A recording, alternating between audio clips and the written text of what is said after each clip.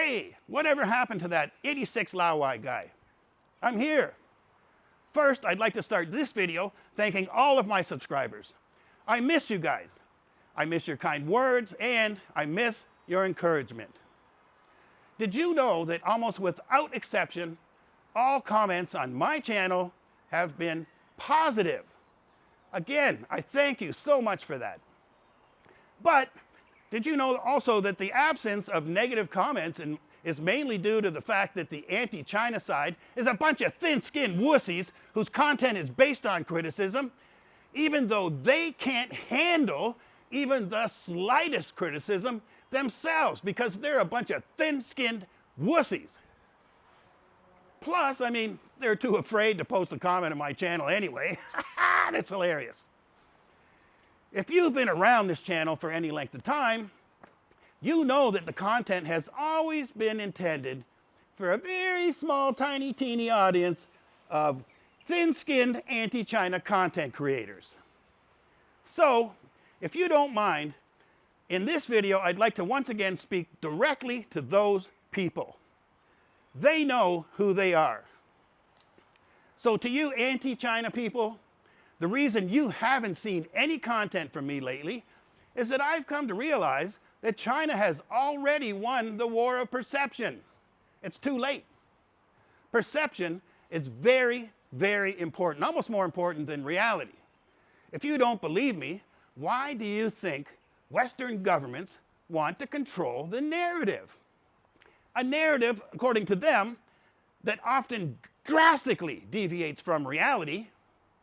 I mean, what gives me the impression that China has won the war of perception already? Okay, let's look at this. If you look around on YouTube to begin with, there have been a plethora of videos from visitors to China. Almost without exception, unbelievably, they are all positive. They all have positive opinions of China. In most cases, they claim it is much better than they expected. It's almost, I mean, if you think about it, as if the anti-China rhetoric from you guys has lowered their expectations, thereby contributing to the positive reviews. I would say that's probably on your part unintended consequences. Many of you anti-China people must have seen the same videos that I watched of positive reviews, because almost in concert, you guys have all made videos recommending people don't go to China. I mean, what the hell? At least one channel is saying it pretty much like on a weekly basis.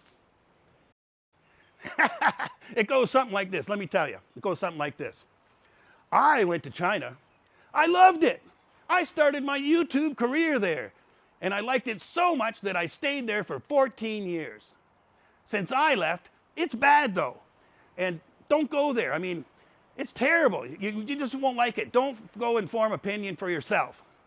With very few exceptions, every anti-China YouTuber I can think of has spent considerable time in China and formed their, wherever they are, own opinions. So why not suggest to other people to go and form their own opinions? Or better yet, just shut the F up. Sorry, I got a little off topic there talking about travel to China. It is all positive though. I'm here to talk about how China has already won the war of perception. It's not because of any of my content. I mean, you know, I'm not some big guy. It's actually not because of any of your content either, for that matter. The actions of the Chinese government has played a part, but not nearly as large as the contribution of Western governments. Western governments are dancing with disaster. Disaster, hey, got disaster. I mean, I don't mean for themselves, I mean for all of us. Like the freaking planet. Meanwhile, you anti-China guys be like, oh, but the CCP blocks YouTube. I mean, that's one of your main arguments I keep hearing over and over again, right? I mean, if you haven't realized that Western governments are leading us all into nuclear Armageddon, It's because you are distracted by Western social media.